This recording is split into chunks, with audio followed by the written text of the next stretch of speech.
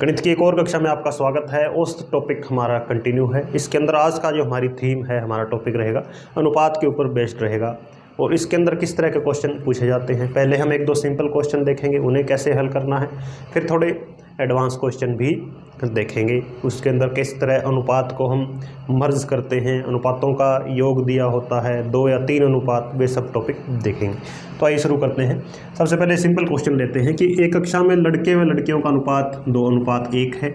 उनका औसत स्कोर क्रमशः 25 और 40 है।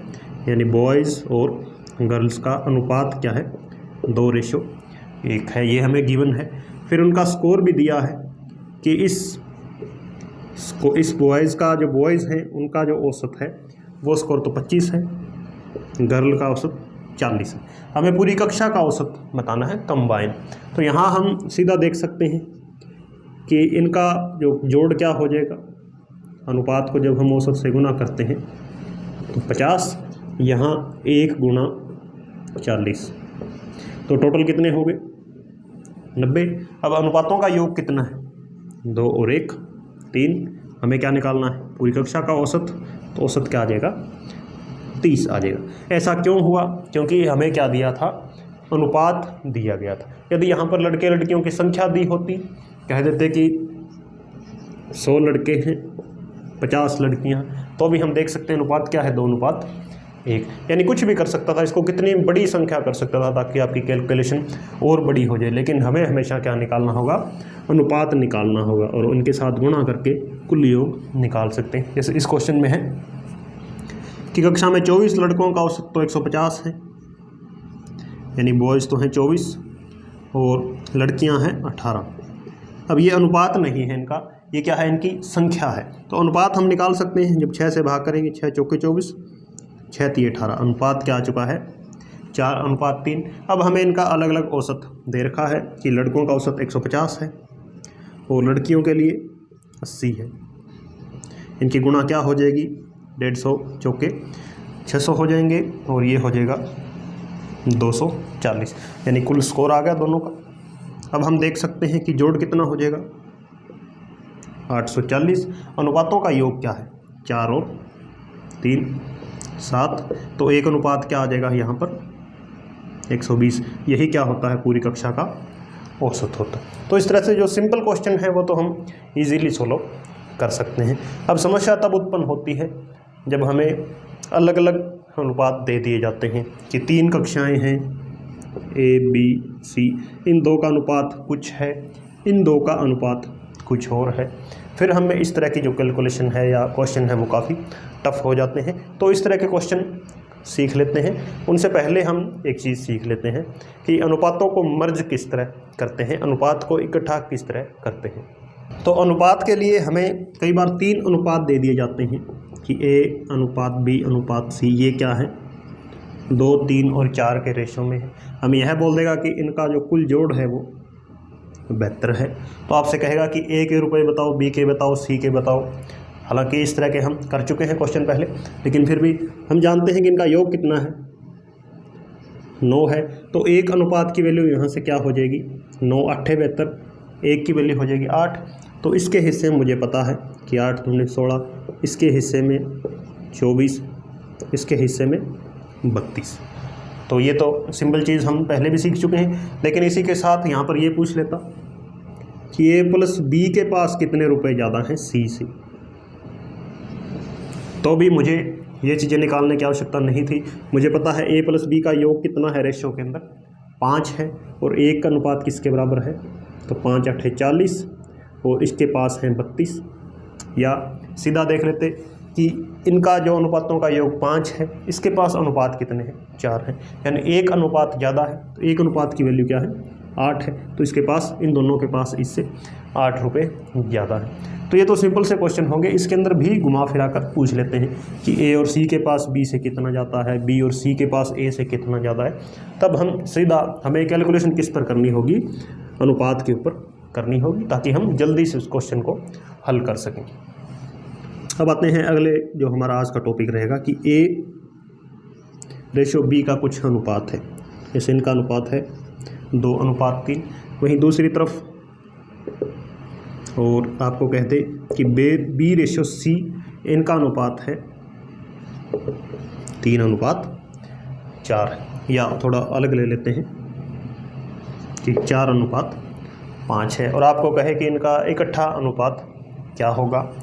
तो जैसा कि हम छोटी क्लासों के अंदर सीख कर आते हैं, शायद 7th या 8th में ये टॉपिक आता है कि मैं पहले लिखूँगा A और B का अनुपात 2:3, फिर लिखूँगा B और C का, तो B का है 4 और C का है 5। तब हम इसको दो तरह से हल करते थे कि यहाँ पर जो 3 लिखा हुआ उसी को यहाँ लिखते थे, यहाँ 4 लिखा है उसको ही यहाँ, या हम सीधा करते थे कि इन दो की गुणा, तो 2 चौके 8, इन दोनों की गुणा 12 और इन दोनों की गुणा, ये हमारा नया रेशियो होता था 8, 12 और 15।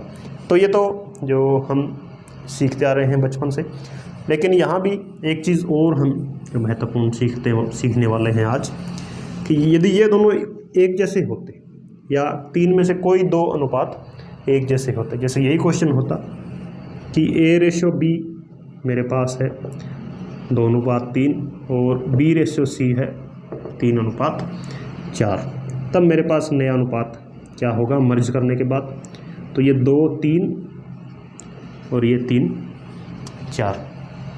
अब आप चाहो तो कर सकते हो कि इस 3 को यहाँ लिखो, इसको यहाँ लिखो, लेकिन तब कितना आंसर आता मेरे पास कि इन दोनों की गुणा 6, इनकी गुणा 9 और इनकी गुणा 12। लेकिन ये हम देख रहे हैं कि ये कट रहे हैं 3 पर, तो 2, 3, 4, ये मेरा क्या है फाइनल आंसर है। और मैं यहाँ से ये भी देख सकता था कि जब ये दोनों बराबर हैं बिल्कुल, कि B का अनुपात A और B के साथ जब ये ऑपरेट करते हैं अनुपात, तब B की वैल्यू 3 है और B की वैल्यू 3 ही रहती है C के लिए ही। तो मुझे ये कैलकुलेशन करने की आवश्यकता नहीं है, मैं सीधा लिख दूंगा 2, 3, 4। तो इस तरह हम जब एक टर्म सेम दे रखी हो तब हम जल्दी से ही इसको लिखेंगे, अनुपात को जल्दी से बराबर करने के लिए। अब इसके अंदर भी आपको कई बार उलझा कर पूछ लेता है, तो इसके अंदर हमें इस तरह दे देगा कोई एक अनुपात कि इनकी वैल्यू है 2/3 और इनकी वैल्यू है 4/3, और आपको कहे कि इसको मर्ज करना है हमें। तो हमें क्या करना होता है कि जो B देख रहे हैं दोनों के अंदर है, तो हम B को इक्वल करते हैं, यानी इन दोनों को हमें बराबर करना है। तो इन दोनों की गुणा कितनी हो रही है 12 हो रही है, यानी क्या बनाना है मुझे 12 बनाना है B के अनुपात को। तो मैं देखता हूँ कि इसके अंदर इस कंडीशन के अंदर 3 को कितने से गुणा करनी पड़ेगी 4 से, तभी तो 12 बनेगा, यानी 3 चौके 12 होते हैं, लेकिन 2 को भी किससे गुणा करनी पड़ेगी 4 से, तो 4 दूनी 8, ये क्या हो जाएगा 12। इसी तरह यहाँ भी 4 को किससे गुणा किया कि 12 बना, 3 से गुणा किया है, तो इसको भी किससे गुणा करनी पड़ेगी 3 से, तो ये क्या होगा इकट्ठा अनुपात होगा 8, 12 और 9। यानी हमने क्या, जो कहने का मतलब ये है कि जो बीच का अनुपात है या जो अनुपात बराबर आ रहा है, कॉमन अनुपात है, उसको ही हमने बराबर करना है। तो 3 चौके 12 होते हैं, लेकिन 3 को जब यहाँ 12 बनाया हमने इस B के लिए 12, तो 4 से गुणा की, तो इसको हमने खाली नहीं छोड़ना, इसको भी 4 से। इस 4 को जब हमने 12 बनाया किससे गुणा हुई है 3 से, तो इस 3 को भी 3 से गुणा करने पर 9 बनाना। अब इसका यूज़ किस तरह होता है क्वेश्चन के अंदर, वो क्वेश्चन देखते हैं। तो क्वेश्चन है कि एक कक्षा के 3 वर्ग हैं ABC, जिनका औसत 83, 76 और 85 है। A प्लस B का इकट्ठा औसत 79, B प्लस C का औसत 81 है। तो तीनों वर्गों का औसत क्या होगा, कंबाइन औसत हमें बताना है। तो यहाँ एक चीज़ तो हम देख सकते हैं कि A का औसत कितना है 83 और B का है 76, और हमें इकट्ठा औसत भी दे रखा है, A प्लस B का औसत कितना है 79 है। तो हम एलिगेशन मेथड के अंदर ये सीख चुके हैं कि 2 अलग अलग औसत दिए हैं, उनका इकट्ठा औसत दिया हो तो हम अनुपात निकाल सकते हैं। तो ये इन दोनों के बीच अंतर कितना है 3 और इनके बीच अंतर है 4, तो एक रेशो तो मेरे पास क्या आ गया 3:4। इसी तरह B प्लस C का दे रखा है कि B का औसत 76 और C का है 85, इनका इकट्ठा औसत कितना है, 81 है। तो इनके बीच अंतर 4 और इधर अंतर 5। अब मेरे पास 2 रेशियो आ गए, ए और बी का रेशियो 3:4, बी और सी का रेशियो 4:5। क्या मैं इन तीनों का रेशियो बना सकता हूँ? जो हमने अभी सीखा है, अनुपातों को हम मर्ज कर सकते हैं। एक चीज़ और हमने सीखी थी कि यदि अनुपात जो कॉमन अनुपात है वो बराबर है कि बी दोनों के अंदर है, यानी ए अनुपात बी और बी अनुपात सी, बी दोनों के अंदर है और बी की वैल्यू भी क्या है, दोनों के अंदर बराबर है, तो इकट्ठा अनुपात मेरे पास क्या हो जाएगा, 3:4:5। इसके अंदर और कुछ मुझे करने की आवश्यकता ही नहीं है। तो एक तो मुझे इकट्ठा अनुपात मिल गया, इसके साथ एक चीज़ और कि इस 3 अनुपात के लिए कुल जोड़ कितना हो जाएगा, ए का 83 गुणा 3 3 9 249। इसी तरह बी की वैल्यू अनुपात के अंदर 4 है और इधर 76, तो 75 चौके होते हैं 300, तो एक ज़्यादा है 304।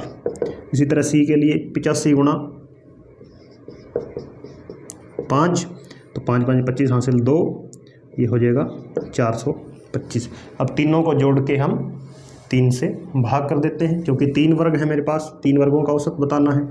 तो इनका जोड़ हो गया 9 4 13 और 5 18 हासिल 1 4 और 2 6 और 1 7 2 3 5 और 4 9 978/3। तो इनको भाग करते हैं 3 और ये हो जाएगा 26, 326। ये क्या हो जाएगा, सॉरी इन तीनों का, यहाँ हम देख सकते हैं अनुपातों का योग कितना है कि 3 4 7 और 5 12। तो 12 से हम इसको क्या करेंगे, डिवाइड करेंगे, क्योंकि अनुपातों के अनुसार ही तो हमने ये वैल्यूज़ निकाली हैं। तो 12 8 96, 1 18 हो गए, 12 एकम 12 6 12 5 60, 81.5 क्या हो जाएगा, औसत। तो इस तरह हम कंप्लीट औसत निकाल सकते हैं। धन्यवाद।